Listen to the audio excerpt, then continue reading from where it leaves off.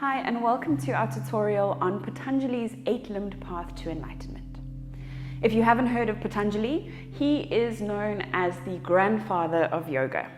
He set out the Yoga Sutras thousands of years ago. So he is one of the very important yogic sages that gave us the information, that wrote down the information for us so that we have it here today. Patanjali is a Sanskrit word. Pat means to fall, and Anjali is the mudra of the Namaste mudra. This is the Anjali mudra, both hands together at your heart. So the story behind Patanjali is that Patanjali's mother was sitting next to the river one day and feeling very, very lonely.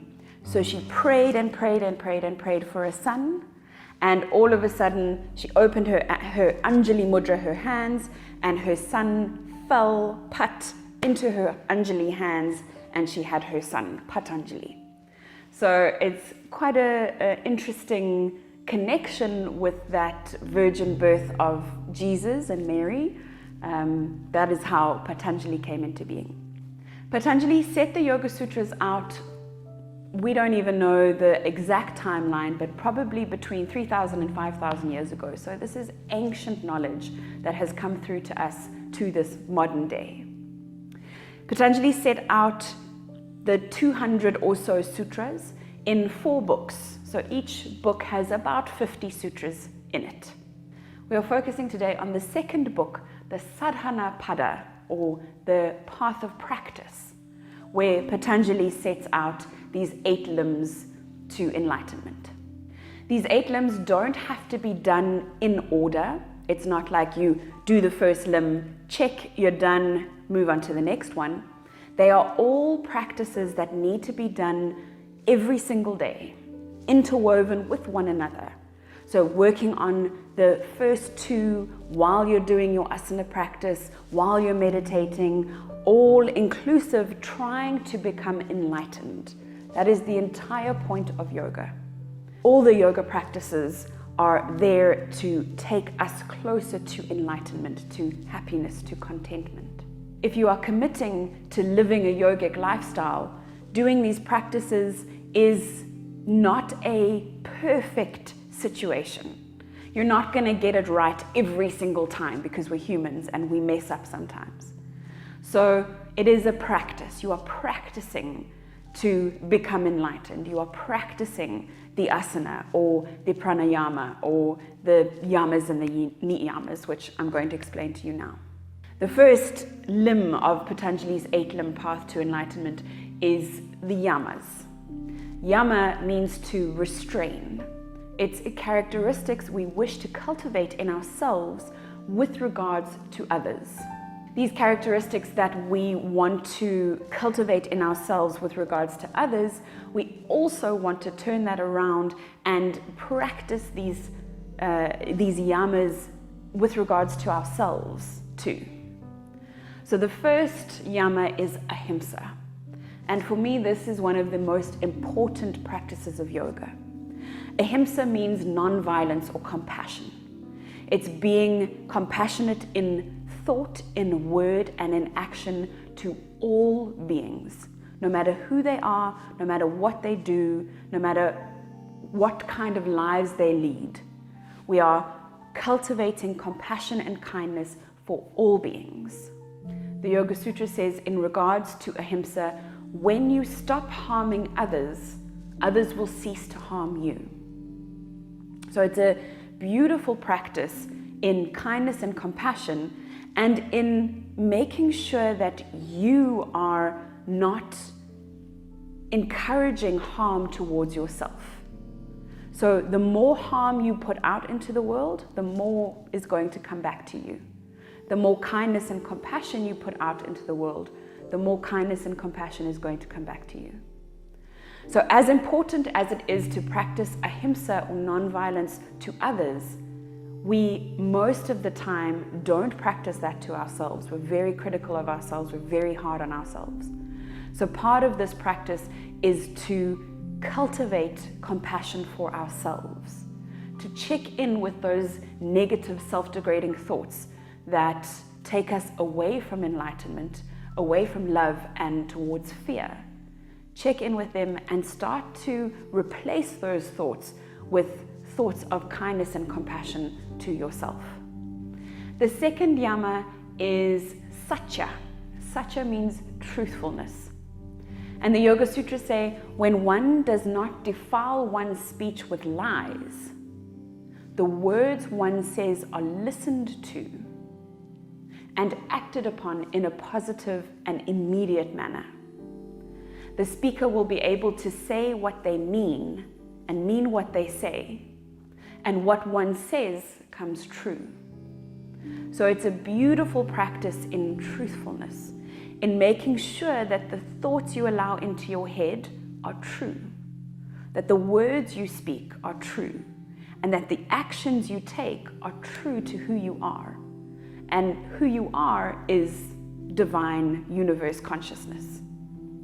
So truthfulness is so important to move out into the world so that what you say comes true. When you speak, you are listened to and believed, and people act upon it in an immediate manner. The third yama is Asteya. Asteya means non-stealing. And the Yoga Sutras say, when one stops stealing from others, prosperity appears. Prosperity in material, mental, and spiritual aspects of your life. So stealing, obviously we know it's not right to steal from other people. And if you are stealing, if you're taking what doesn't belong to you, you don't rightfully have the energy of that thing. This yama goes a little bit deeper than just stealing material possessions. It also refers to stealing other people's ideas, stealing other people's thoughts and crediting them as your own. It also speaks of stealing other people's time. So arriving late to something, taking too much time, not time freely given to you. So it's really important when it comes to this aspect of asteya, of not stealing, to constantly check in with yourself, respect the boundaries of others and your own boundaries, and make sure you're not taking anything that doesn't belong to you, including other people's energy, other people's time, other people's ideas. Very important to make sure that you're keeping this non-stealing energy high up in your yogic practice. The next yama is Brahmacharya. In ancient yoga, this used to be abstinence. So completely using sexual energy, redirecting it back into your body to achieve enlightenment, not losing energy through sexual experience. The Yoga Sutra says, when one does not misuse sexual energy, one obtains enduring vitality, resulting in good health. So nowadays we've kind of taken it a little bit looser than just abstinence, and Brahmacharya refers to sexual respect. So it's having respect sexually for others. So when somebody says no, you respect that. Consent is very important. Brahmacharya means the divine creative energy. So you're making sure that you are respecting another's divine creative energy. The fifth and final yama is aparigraha, which is greedlessness. So in my opinion, greediness, being greedy, is why our world is in the state that it is in at the moment. Aparigraha refers to not taking more than you need. Aparigraha refers to consuming, constantly taking stuff into yourself, into your body, into your mind. And knowing yourself well enough to set boundaries of how much you consume, how much you take that you don't actually need. So when you start to become established in aparigraha and greedlessness, it brings a focus to your mind about what truly makes you happy. Not all of the stuff that is out there. Focusing on what is happening inside of you and bringing that happiness up, not dependent on other things to make you happy. The second limb to Patanjali's 8-limb path to enlightenment is Niyama. Now, Niyama means observances, so it's how we behave in ourselves, looking into ourselves, how we behave. The first Niyama is Sauca. Sauca means cleanliness. And not only does it refer to cleanliness of the body, so showering, washing your hair, brushing your teeth, that kind of thing. It refers to the cleanliness of what you allow into your body. Cleanliness of the food that you eat, cleanliness of the information that you consume through your eyes, your ears. It refers to anything that takes us away from happiness. So what Sauca represents is keeping a nice clean body, but also keeping anything that you ingest clean and healthy, and directing your energy towards happiness, towards love, and away from fear and anxiety and jealousy. The second niyama is Santosha. Santosha is contentment. I find I get very content, I get very happy when I'm grateful for what I have. Using gratitude in your everyday life to really appreciate what you have. And once you start to feel grateful and appreciate what you have, you become content, you become happy. You're not searching outside for your happiness. You're not searching outside for your contentment. You already have everything you need. So I want to encourage you to take on an attitude of gratitude and find things in your everyday life to be grateful for. The third niyama is tapas. Tapas is a burning desire to achieve something. It is 100% discipline to get something done.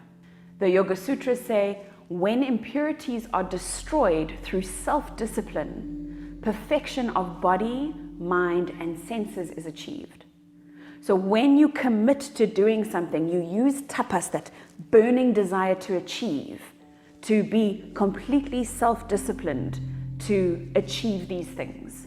In having this self-discipline and this burning desire to achieve, you will achieve perfection in what you have set out to do. The next niyama is svadhyaya. Svadhyaya is self-study.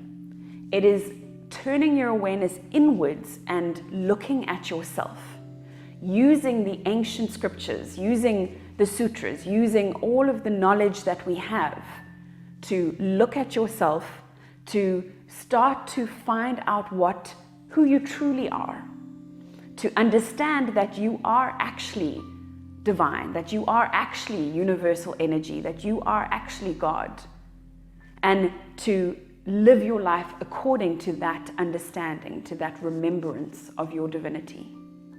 When you take your awareness inwards, to take yourself off autopilot and really understand why you do what you do, you become completely conscious in every word, every thought, every action.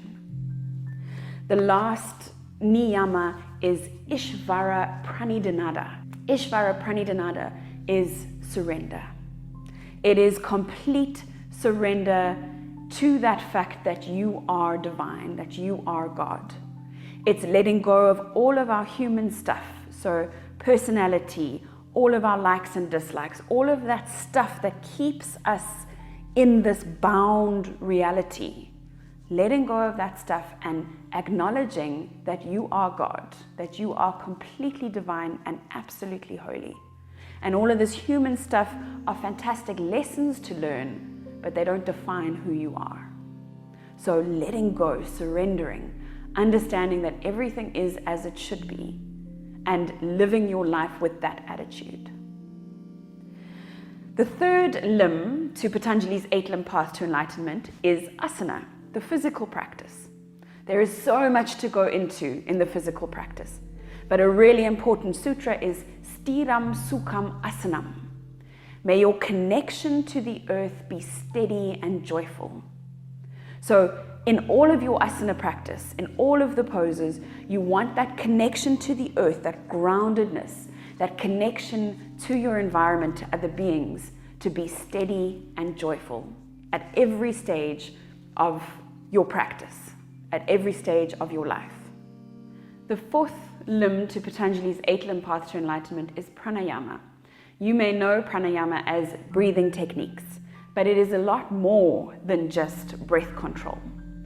Prana means life force energy. So it is the force in our bodies, the energy in our bodies that allows us to be alive. It is our life force energy.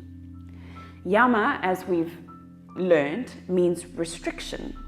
And if you put an A at the beginning of any Sanskrit word, it becomes the opposite of that thing. So ayama means expansion.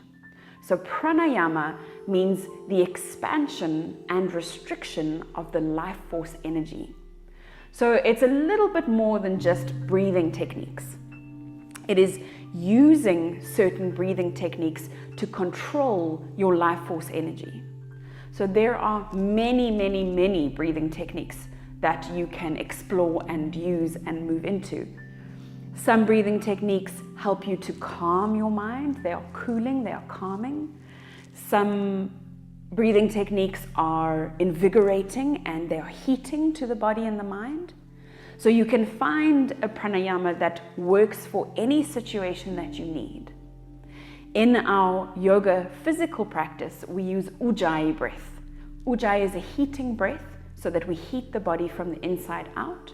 And it's got a number of different benefits to our practice. That is the most important pranayama in our active physical practice. The fifth step, or the fifth limb to Patanjali's 8-limb path to enlightenment, is pratyahara. Pratyahara means the withdrawal of senses. So it's taking your awareness, the precious faculty of your attention, away from all of that outside stuff and bringing it in towards you. So this is the start of meditation. This is the start of all of the next few limbs of Patanjali's 8-limb path that lead to enlightenment. Pratyahara is bringing all of your awareness, all of your senses in towards yourself and focusing on what's going on inside. The next step is dharana. Dharana is concentration. So it's using pratyahara, this withdrawal of senses, to bring yourself into yourself and then concentrate that precious faculty of attention on an object. That object could be anything. It could be your breath, your pranayama. It could be a mantra or a mind tool, a tool to traverse the mind. A simple mantra is let go. That's a beautiful thing to concentrate your awareness on. It could be a candle, it could be a flower, it could be a picture of a loved one. Bringing your awareness to concentrate on something is the practice of dharana. The seventh limb to Patanjali's 8-limb path to enlightenment is dhyana. Dhyana is now stepping into meditation. So actively finding a seat, committing to that seat, and placing your awareness on the object. One of the reasons why we practice asana is so that our bodies are flexible and strong enough to sit comfortably in meditation. Meditation is not about stopping your thoughts. That is completely impossible. But it is about focusing your attention, bringing yourself to this moment right now, and extending the still moment between each thought. That is where your stillness comes. That is where your peace comes. And the last step to enlightenment is enlightenment itself. It's achieving samadhi. Samadhi is translated as same as the highest. So it's using all of these practices to remind you that you are the same as the highest. You are the same as universal energy. You are the same as divinity. You are the same as God. Samadhi means enlightenment, freedom, happiness, contentment. It's all these things that basically we're always striving for, looking outside, when all of that already exists within us. So this is Patanjali's 8-limb path to enlightenment. This is the active Raja path to yoga. And this is why we actually practice yoga. The flexibility, the peace of mind, the yoga bum, these are all additional extras to this path of enlightenment. Thank you so much for joining me for this tutorial today. Click the next video to find out a little bit more about our yoga practices.